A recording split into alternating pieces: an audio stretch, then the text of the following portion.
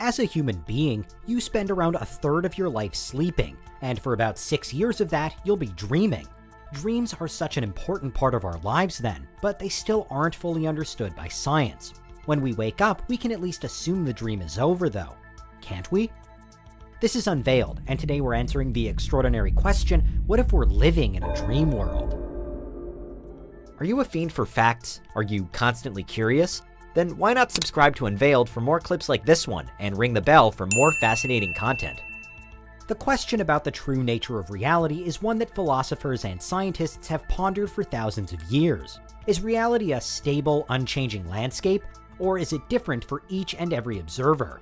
And how do we know that what we think is real actually is real? Questions like these have then led to a number of different theories about reality, many of which we've covered in our dedicated playlist, so check that out after this. Solipsism, for example, says that nothing besides our own thoughts can ever be proven to be real to our own selves. In the context of today's question, this could be seen as pitching reality in with dreams, arguing that both are similar as both are creations of our own minds. In a looser sense, there's little doubt that we, all of us, do create our own unique versions of reality. Whether our friends and homes and cities and landscapes are the product of a souped-up dream or not, how we experience them is a completely personal matter. Our senses, plus the biochemistry happening inside each of our own bodies, is what guides how we think and feel. So from this perspective, everyone's reality is different to everyone else's. It's still quite a leap, though, from wondering if reality isn't simply like a dream to actually imagining that it is one itself. One of the prominent starting points for this theory, the idea that this life really is just one big, involuntary, uncontrollable mental construction, is our seemingly shared inability to realize when we're dreaming. As in, to realize when we're dreaming while asleep. During a standard dream, more often than not, the fact that we are asleep is totally lost on us, despite all of the fantastical and sometimes impossible events that might be happening around us.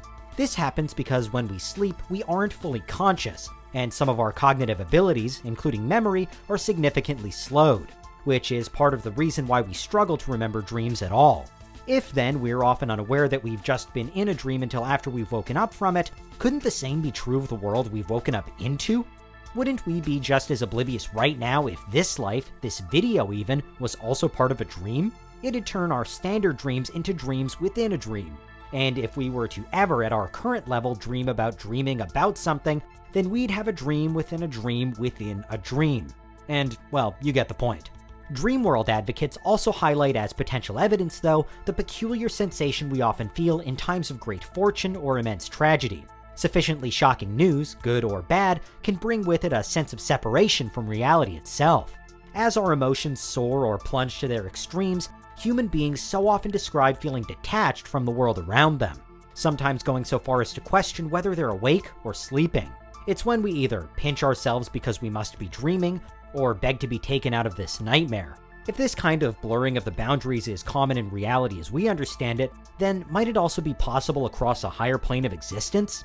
It's just that this life is a far more sophisticated and convincing dream most of the time, making it so much more difficult and unlikely that we'd ever detach ourselves from it. At least, that's one interpretation of the life is a dream theory.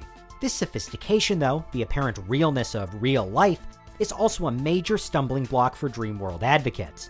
One of the most distinctive features of dreams is their often outlandish and random nature. Dream settings can switch in an instant, impossible feats can be easily accomplished, and people can appear and disappear just because. So if reality were also a dream, then shouldn't it be filled with the same unpredictable quirkiness? Obviously, in real life, dream things don't usually happen. Mountains don't just turn into deserts in the blink of an eye, nobody walks through walls, and you're not, yet, best friends with whoever your favorite celebrity is. But scale down the randomness, and it actually is all around us. At the quantum level, particles have been shown to exist in two states at once, or to be in multiple places at the same time, or to be able to communicate with other particles instantly even at great distances. If we think of life as some kind of dream sim then, it's with the quantum particles where the disorder lies. But put those particles all together, and that disorder is hidden by a reality that appears safe and predictable, again, most of the time. So where do lucid dreamers fit into all of this? A lucid dream is one in which the person dreaming it is aware that it's a dream, and so they're able to control their dream landscape. In today's dream version of reality then, lucid dreamers would be all-powerful beings. only they would know the true nature of reality, and they could even mold and shape destiny to their own liking.